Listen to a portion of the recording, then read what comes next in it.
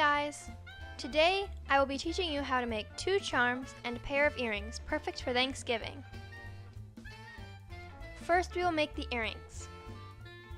We will start off by rolling out a ball of orange clay. Make this the size that you want the earrings to be. Then make 4 to 5 indentations along the outside of your ball. Extend those indentations to the very top and center of your ball.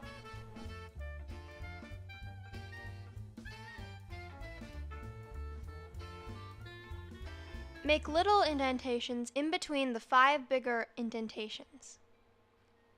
Then with your fingers, flatten it out a bit so that it looks more natural.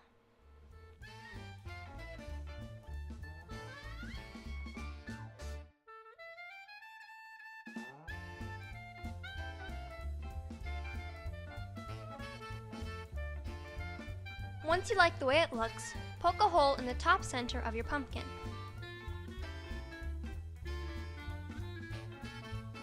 Mix together a few different colors of green clay and roll them out into a small snake.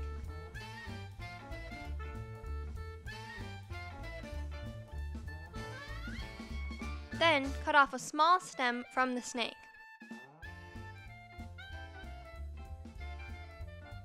Roll and pinch one end of your stem so that it can fit into the hole of your pumpkin.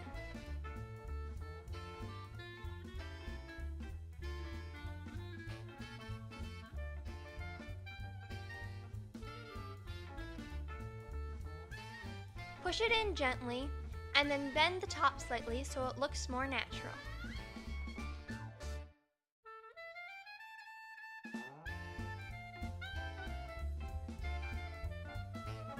Rub a dark orange piece of pastel or chalk with a soft paintbrush and then gently rub it onto your pumpkin along the indentations.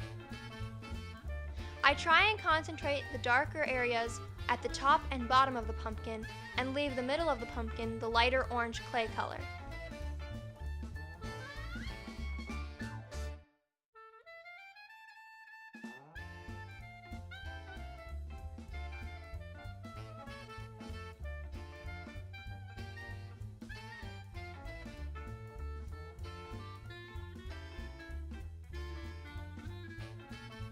Cut off a tiny piece of green clay and flatten it out into a small disc. Use an X-Acto knife or a blade of any kind to lift the clay off of your counter, and then gently place it onto the stem with a needle tool or toothpick. Make sure it's attached tight so it doesn't fall off while baking.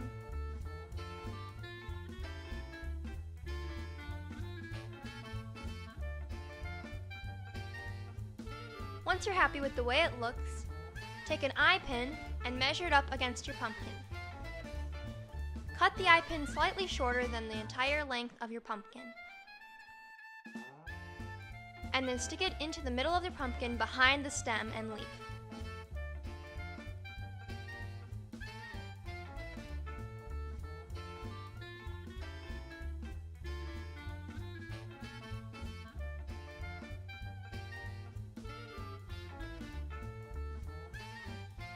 Take a fishhook earring piece and open up the bottom loop so that you can fit it through your eye pin. Once you have secured your earring piece in place, bake your charm according to your clay's package instructions.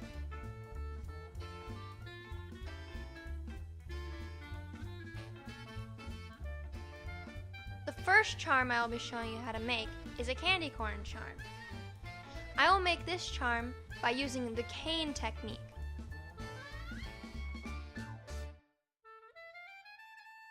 Start with a yellow rectangle, then add a skinnier but taller piece of orange clay on top of your yellow piece.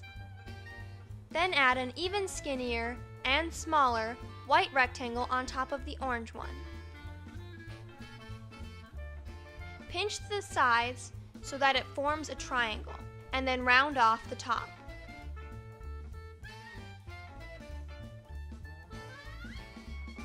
Reduce the cane by gently pressing on each side of it, rotating as you go so that you don't smash it or misshape it.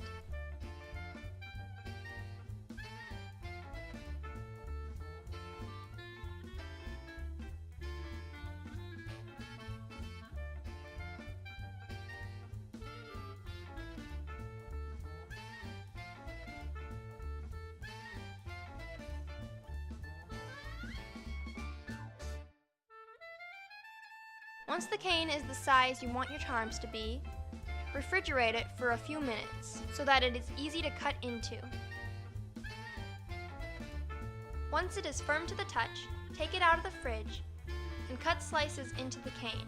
Make the slices thick enough so that an eye pin can fit through them without distorting the image.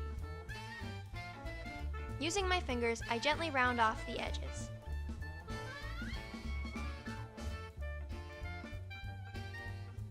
I stand them up and then place an eye pin starting at the white tip and working my way down to the yellow bottom. Try and keep the eye pin straight so that you don't poke it out either side of your charm.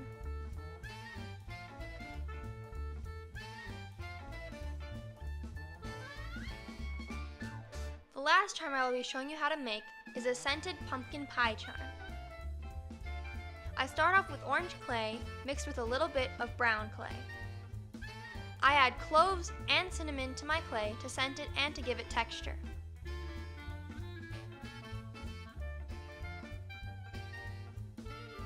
I mix the spices in thoroughly and then shape the clay into a wheel. I refrigerate this for a few minutes and then cut a big triangle out of the side.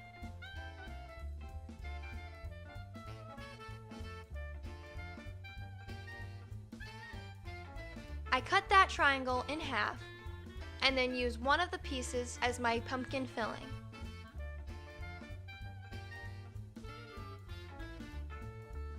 I roll out a piece of light tan clay to use as the crust.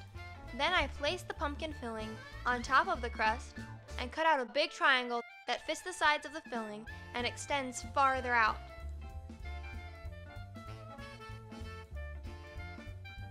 I line up the crust with the back of the filling and then cut off the excess clay. I make sure that the crust is slightly taller than the filling so that we can add details later.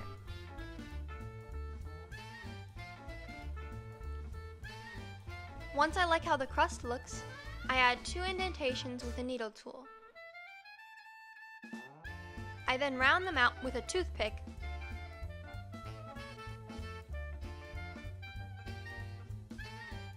I use my finger to round them out a little bit more, then rub an orangish yellow piece of chalk or pastel with a soft paintbrush, and then dust the top and back of the crust. This will give it a nice baked look.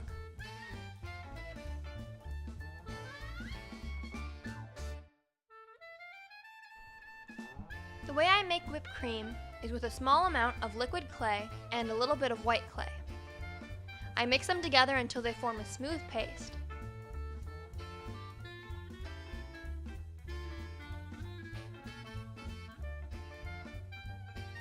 I gather the whipped cream onto my needle tool and then place a dollop on top of the pie.